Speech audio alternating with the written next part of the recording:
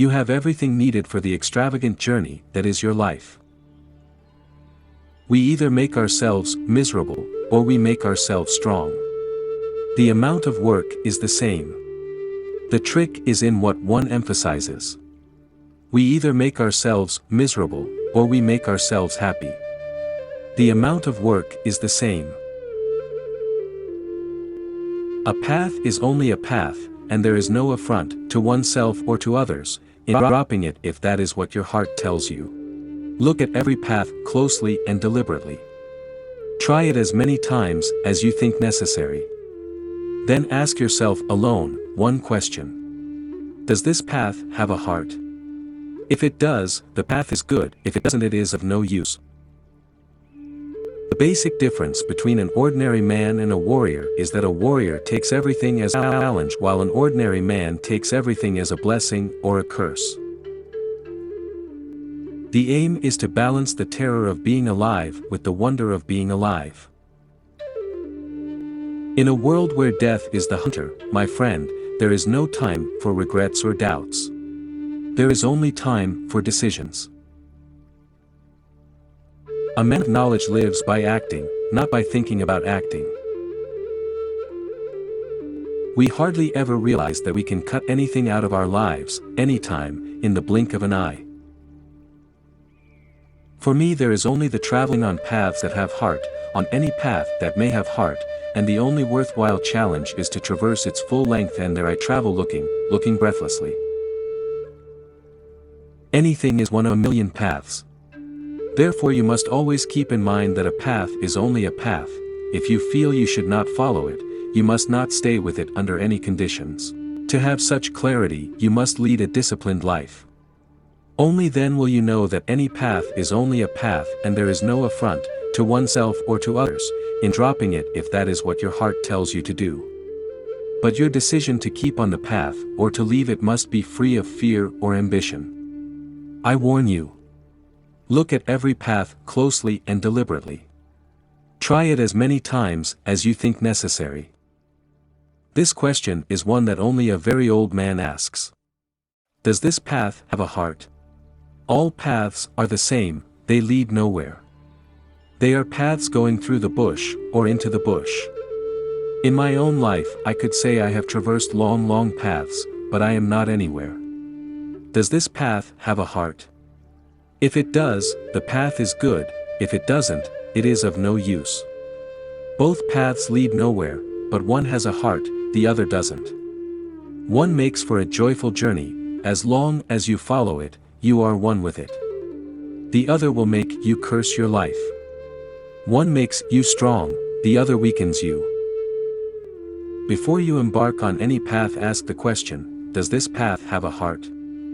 If the answer is no, you will know it, and then you must choose another path. The trouble is nobody asks the question, and when a man finally realizes that he has taken a path without a heart, the path is ready to kill him. At that point very few men can stop to deliberate and leave the path. A path without a heart is never enjoyable. You have to work hard even to take it. For me the world is weird because it is stupendous, awesome, mysterious, unfathomable. My interest has been to convince you that you must assume responsibility for being here, in this marvelous world, in this marvelous desert, in this marvelous time. I want to convince you that you must learn to make every act count, since you are going to be here for only a short while, in fact, too short for witnessing all the marvels of it. Death is the only wise advisor that we have. Whenever you feel, as you always do, that everything is going wrong and you're about to be annihilated, turn to your death and ask if that is so. Your death will tell you that you're wrong, that nothing really matters outside its touch. Your death will tell you, I haven't touched you yet. To seek freedom is the only driving force I know. Freedom to fly off into that infinity out there. Freedom to dissolve, to lift off, to be like the flame of a candle, which, in spite of being up against the light of a billion stars, remains intact, because it never pretended to be more than what it is, a mere candle. Forget the self and you will fear nothing, in whatever level or awareness you find yourself to be. A man goes to knowledge as he goes to war, wide awake, with fear, with respect, and with absolute assurance. Going to knowledge or going to war in any other manner is a mistake, and whoever makes it might never live to regret it. Think about it, what weakens us is feeling offended by the deeds and misdeeds of our fellow men. Our self-importance requires that we spend most of our lives offended by someone. Nobody knows who I am or what I do. Not even I.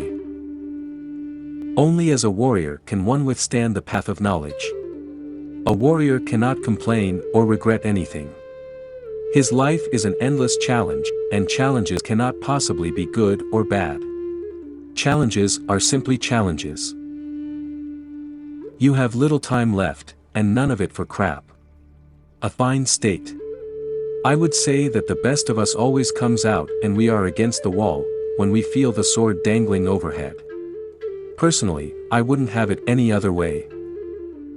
The average man is hooked to his fellow men, while the warrior is hooked only to infinity. All paths are the same, they lead nowhere. Does this path have a heart? If it does, the path is good, if it doesn't, it is of no use. Both paths lead nowhere, but one has a heart, the other doesn't. One makes for a joyful journey, as long as you follow it, you are one with it. The other will make you curse your life. One makes you strong, the other weakens you. All of us, whether or not we are warriors, have a cubic centimeter of chance that pops out in front of our eyes from time to time. The difference between an average man and a warrior is that the warrior is aware of this, and one of his tasks is to be alert, deliberately waiting, so that when his cubic centimeter pops out he has the necessary speed, the prowess, to pick it up. You say you need help. Help for what? You have everything needed for the extravagant journey that is your life. Seek and see all the marvels around you. You will get tired of looking at yourself alone, and that fatigue will make you deaf and blind to everything else. Life in itself is sufficient, self-explanatory, and complete.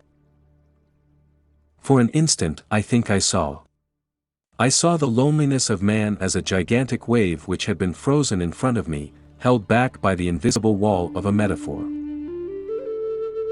Look at every path closely and deliberately, then ask ourselves this crucial question: does this path have a heart? If it does, then the path is good. If it doesn't, then it is of no use to us. We are men, and our lot in life is to learn and to be hurled into inconceivable new worlds. Anything is one of a million paths. Therefore you must always keep in mind that a path is only a path. If you feel you should not follow, you must not stay with it under any circumstances.